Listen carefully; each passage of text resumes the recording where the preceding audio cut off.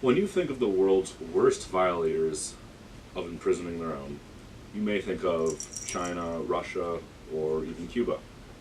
What we fail to realize is that our land of the free, the great United States of America, surpasses all other countries in the world in locking up its own citizens. 2.3 million people to be exact. Just think about that. According to Prison Policy Initiative and the data, we lock in at about 655 out of every 100,000 people versus Russia's 409 per 100,000 as far as imprisoned citizens. If we were to look at each state of the U.S. as its own country, 23 states would have higher incarceration rates per capita than any other nation.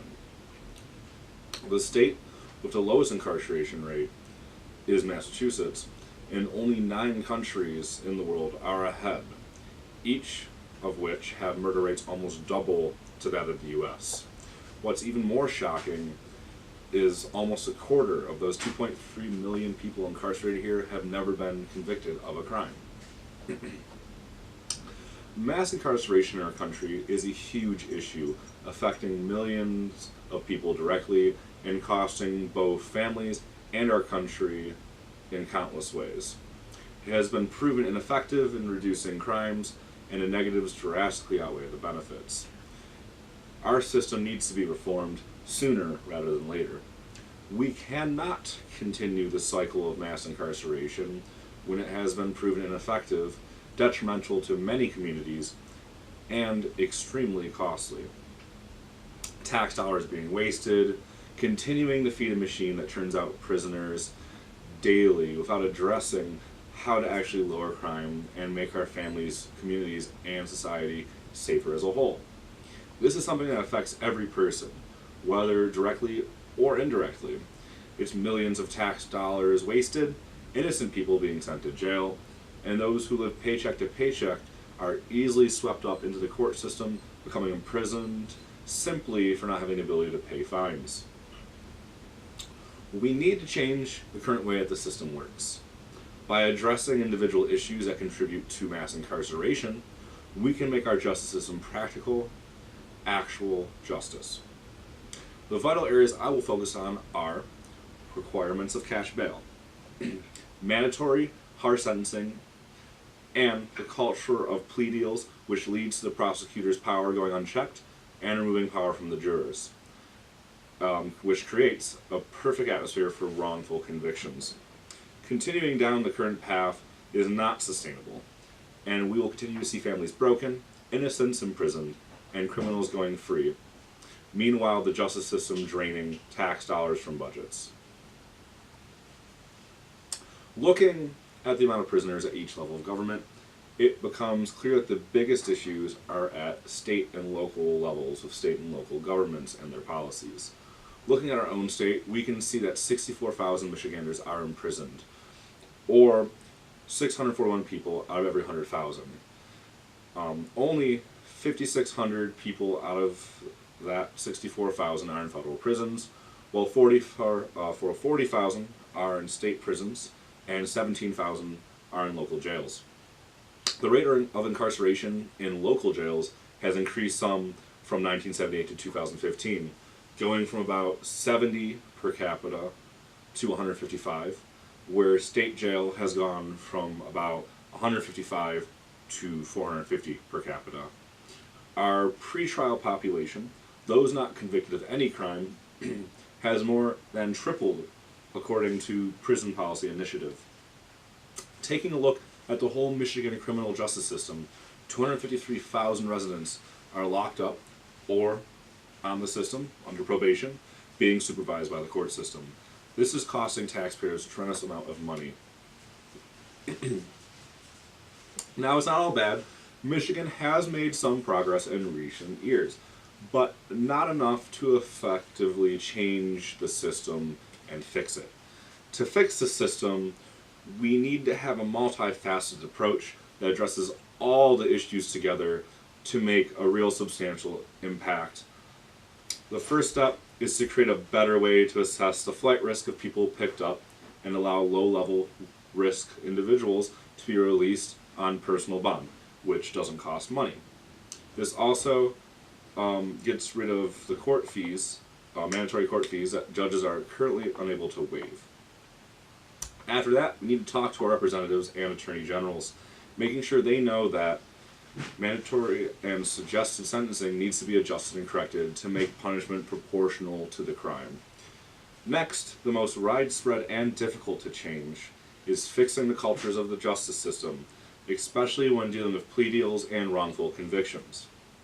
Lastly, we need to make sure we are electing qualified and just prosecutors and taking our responsibility as jurors seriously.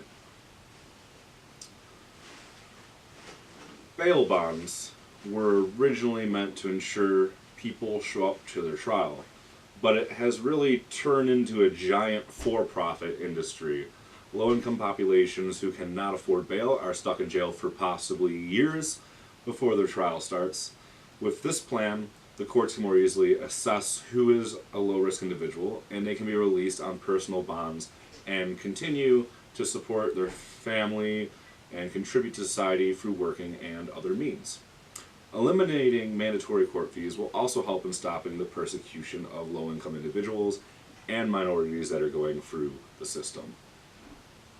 Imagine, if you will, you're a single parent and if you've had some tickets that you couldn't pay yet and you are on your way to work and you get pulled over. They say you have a warrant for not paying and they arrest you. If you don't have money to post bail, you're stuck in jail, probably going to lose your job. Plus, there may be additional fines added on top of that. Plus, besides for all those things, Child Protective Services may get involved or start investigating, which would cause even more trouble in itself. All this creates more stress and puts the person in a place where they are even less likely to be able to pay. It's an endless cycle as demonstrated by the 10.6 million admissions to jails, despite the average daily population being 612,000. Breaking the system will save hundreds of millions of dollars, which can be put towards roads or schools, while also stopping the needless admissions hurting so many families. Some may say that if we let people go without using bail money, they will not show up to trial because, they didn't have to pay it. However, this has been proven false. In the 60s, the Vera Institute of Justice calculated who is low risk and then tested if they would come to trial without a cash bail. In an article by John Bunton called "The Fight to Fix America's Broken Bail System," he states, after 3 years of trial, the project found that defendants released on non-financial solutions, based on risk scores, appeared for their day in court 3 times more frequently than similar defendants released on surety bail bonds. Clearly, removing the cash bail can work, and many other states have adapted this in their justice systems with great results.